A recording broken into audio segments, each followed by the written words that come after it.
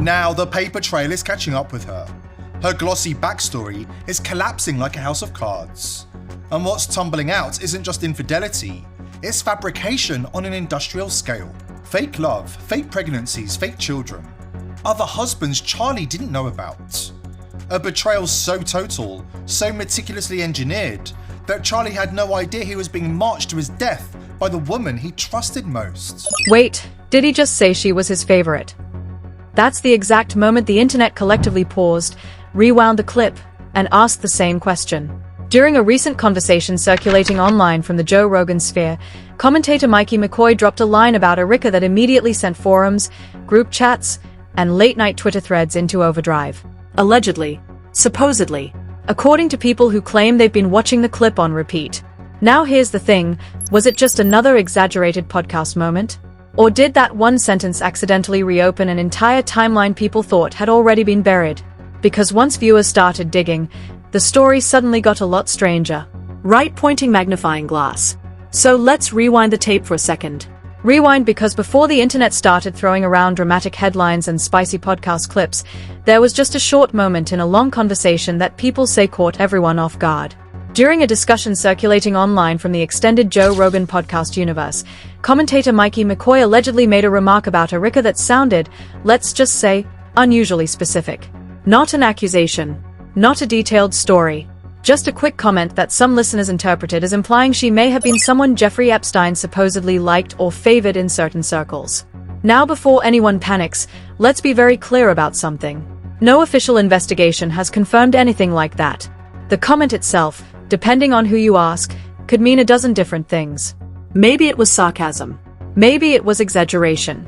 Maybe it was just another podcast moment where someone says something dramatic and the internet turns it into a 3-week documentary series. But here's where the story starts getting interesting. Because the moment that clip started circulating online, something very predictable happened. The internet did what the internet always does. People started digging. Right pointing magnifying glass. And when people dig online, they don't just look at one clip. They look at everything. Old interviews. Archived social media posts. Reality show auditions. Pageant appearances. Charity work. Travel photos from a decade ago that nobody thought twice about at the time. Suddenly, timelines began appearing across forums and discussion boards. Not official reports. Not verified investigations. Just online sleuths doing what they do best, connecting dots that may or may not actually belong on the same page. And right in the center of those timelines was Erika. Now if you're new to this whole story, you might be wondering why her name keeps popping up in these conversations at all. To understand that, you have to go back years before any of these podcast clips existed. Long before internet debates and speculation threads, Erika was simply someone trying to build a career in the public spotlight. Like thousands of others chasing opportunities in entertainment, modeling, and television, she was navigating a world where visibility and connections often determine who gets ahead. That journey included several familiar stops along the way. Reality television auditions, fashion-related opportunities, and perhaps most notably, the pageant world. Back in 2012, Erika competed in the Miss USA system and won the title of Miss Arizona USA crown. At the time, that achievement placed her inside one of the most recognizable pageant networks in the country. The Miss USA competition wasn't just about gowns and stage lights, it was also a major media event connected to sponsors, fashion brands, entertainment executives, and international publicity. Winning a state title meant something important. Visibility. Pageant winners often attend events, meet industry figures, participate in charity work, and appear in promotional campaigns. For many contestants, it becomes a launching pad into television hosting, modeling, or media careers. And for years, that's pretty much how Erika's story appeared on the surface. Pageant winner. Media personality. Public appearances. Nothing unusual about that.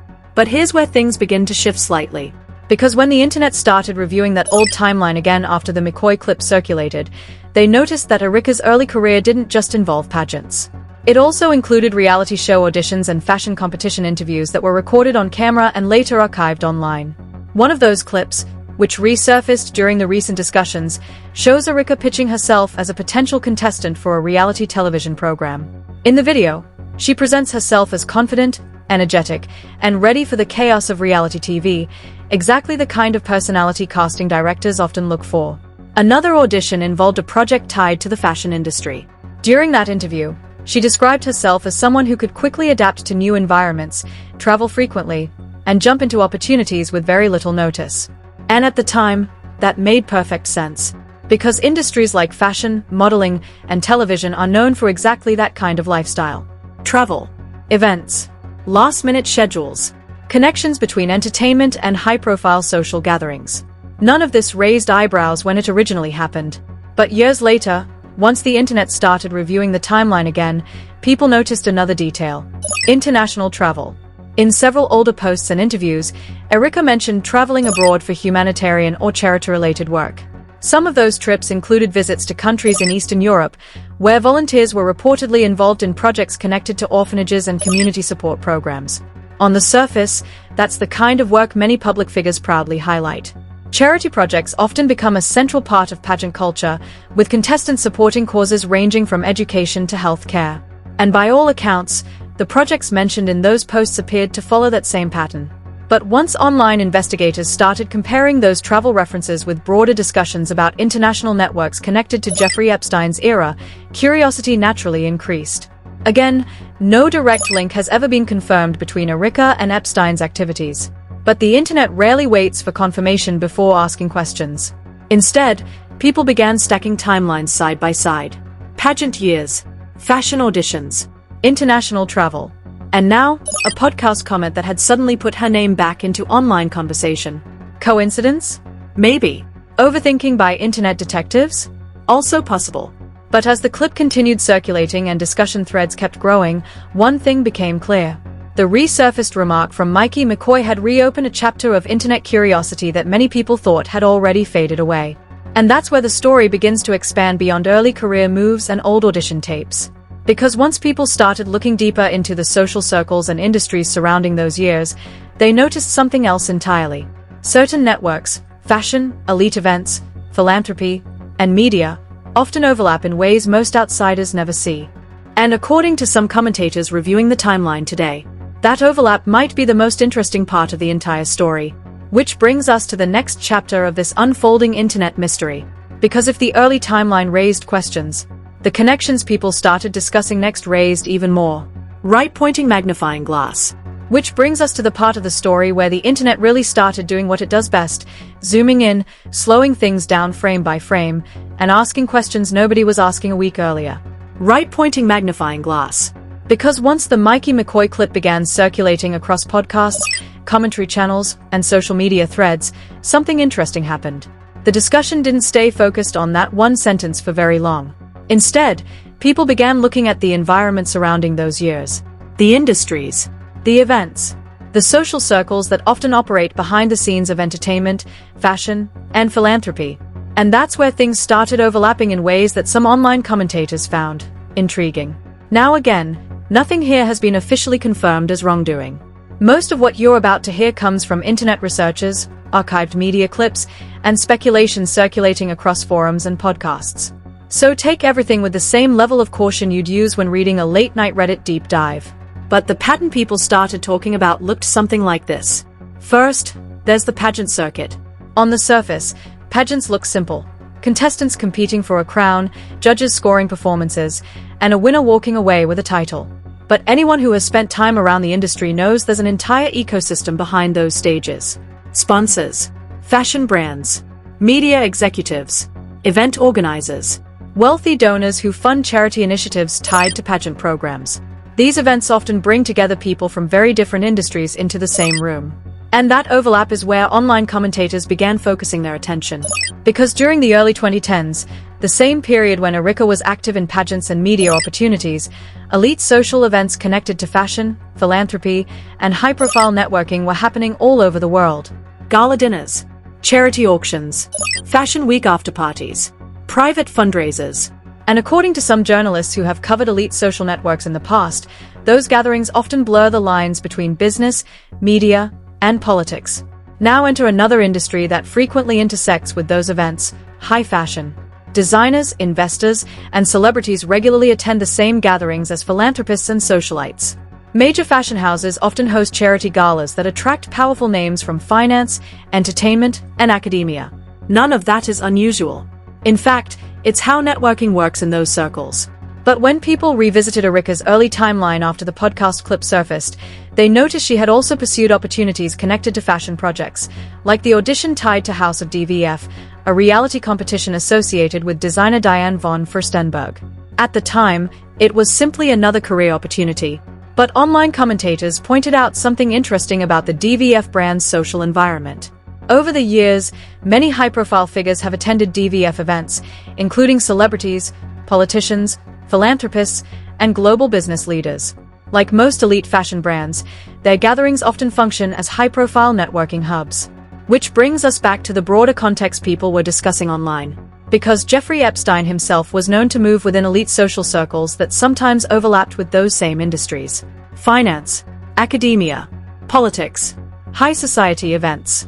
Investigative journalists have documented for years how Epstein cultivated relationships with influential figures across multiple fields. That doesn't mean everyone in those environments had any connection to his crimes. Many people who attended the same events or appeared in the same social circles had no involvement whatsoever.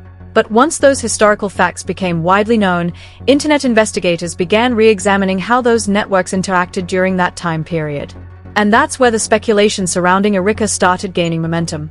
Online threads began asking questions like, did any of the charity events she attended overlap with gatherings attended by Epstein-connected figures? Did any of the organizations she interacted with appear in the same broader social networks that journalists had previously reported on? Were these simply coincidences created by large social environments where thousands of people cross paths? Or were people connecting dots that never actually belonged together? Of course, in typical internet fashion, opinions quickly split into two camps. One group argued that the entire discussion was exaggerated. According to them, pageants, fashion projects, and charity trips are common career paths for public figures. The idea that every overlapping timeline must indicate some deeper connection was, in their view, pure internet conspiracy culture. But the other side wasn't convinced. They pointed out that the resurfaced podcast remark from Mikey McCoy, whether serious or sarcastic, had sparked the conversation for a reason. Because sometimes, a casual comment can lead people to revisit old information that had been largely forgotten. And when that happens, unexpected details occasionally appear. That's exactly what some online researchers claim happened next. As discussion threads continued growing, users began posting archived screenshots, old travel mentions, and clips from interviews where Erika talked about humanitarian work abroad. Some posts referenced visits to orphanages.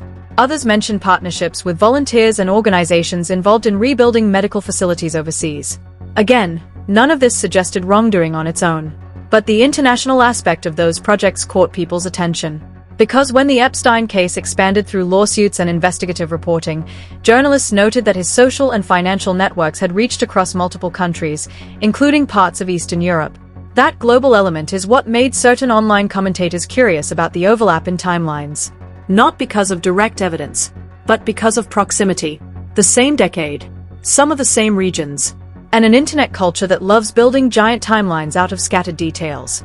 Meanwhile, public reactions to the McCoy clip continued spreading across social media. Some viewers dismissed it as typical podcast exaggeration. Others treated it like a clue that needed deeper investigation. Memes started appearing. Reaction videos popped up. And commentary channels began asking the same question over and over again. Was that line just a joke, or was it referencing something people haven't fully explained yet? Of course, there's another possibility that often gets overlooked in viral controversies like this. Sometimes a single sentence goes viral not because it reveals something huge, but because it sounds dramatic enough for the internet to build an entire story around it. And if that's the case here, then the sudden flood of speculation might say more about online culture than it does about the people involved.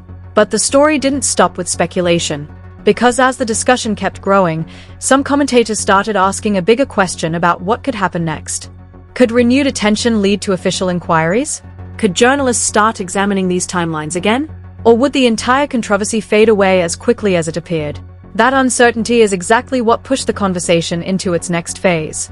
Because once public attention starts building around a story, even a speculative one, pressure often begins forming in unexpected places.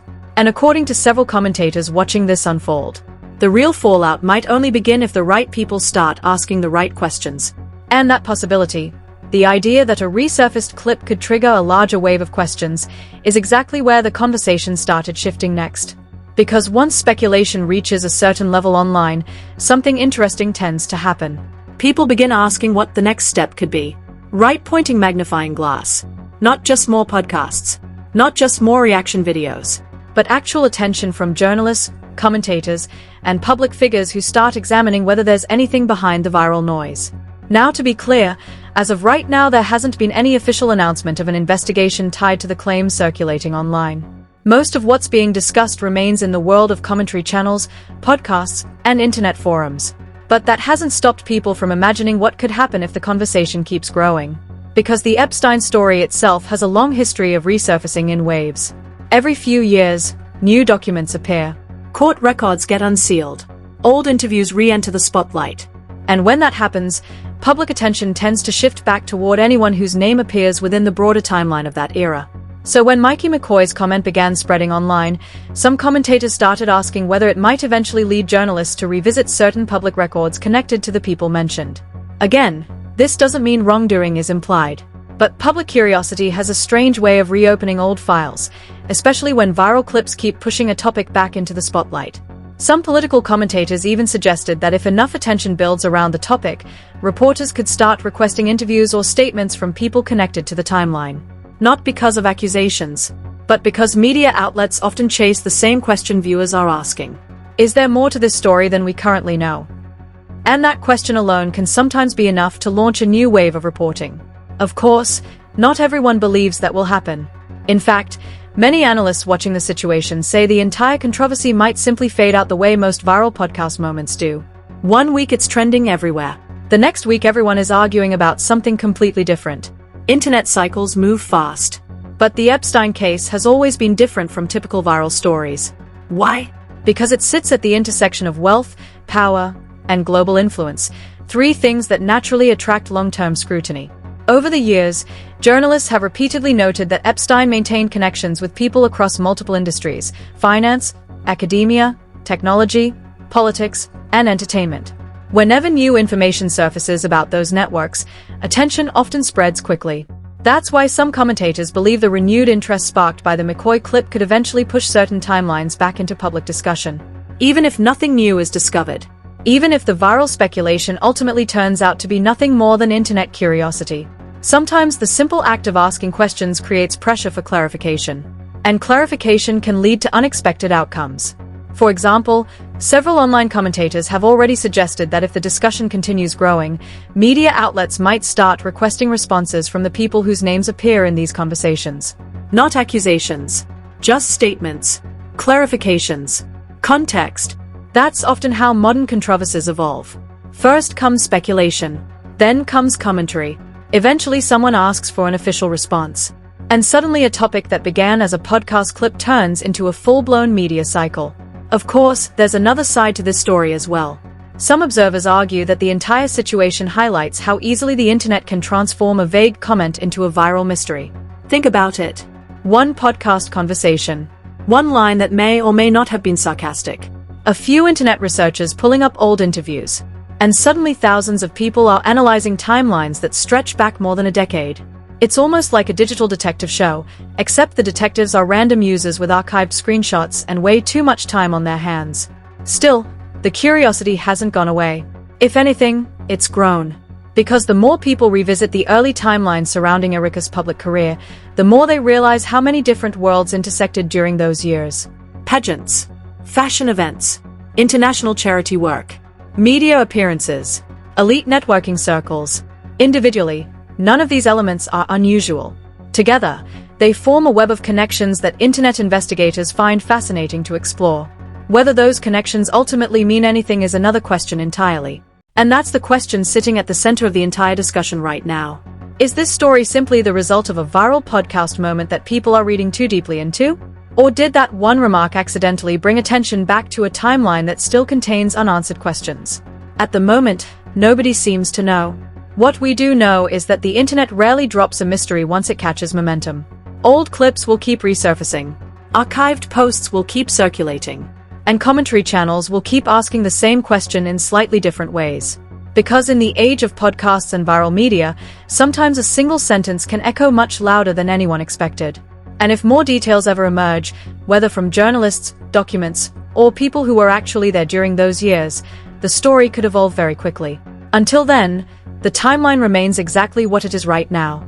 A puzzle made up of public clips, internet speculation, and one podcast remark that people are still trying to interpret. And depending on who you ask, that remark was either nothing at all, or the line that quietly reopened an entire conversation the internet thought it had already finished. Right-pointing magnifying glass. So after everything we've just walked through, the resurfaced podcast clip, the timelines people are building online, the old interviews, the pageanteurs, the travel posts, and the speculation spreading across forums, the real question still remains. What exactly did that comment mean? Thinking face. Was Mikey McCoy just making another exaggerated podcast remark that the internet took way too seriously? That happens all the time. One sentence goes viral, people clip it out of context, and suddenly a whole storyline appears that nobody originally intended. Or, did that moment accidentally reopen a timeline people never fully looked at before? Because once the internet starts digging, it rarely stops at the first clip. Old videos resurface. Archived posts come back into circulation. And suddenly a story from years ago starts trending again like it just happened yesterday. Right now, most of what you've seen in this video comes from publicly available clips, commentary, and discussions happening online. There are still plenty of unanswered questions, and a lot of the speculation floating around the internet may ultimately turn out to be nothing more than curiosity mixed with viral momentum. But what do you think? Was this entire situation just another internet overreaction, or did that one podcast moment bring attention back to something people hadn't fully noticed before? Drop your thoughts down in the comments below. I'm genuinely curious to see what you guys think about this timeline. And if you enjoy these deep dive breakdowns into viral controversies, make sure you hit the like button, subscribe to the channel, and turn on notifications so you don't miss the next story. Because if new clips, documents, or interviews suddenly start surfacing, you already know we'll be breaking it all down right here. Right-pointing magnifying glass.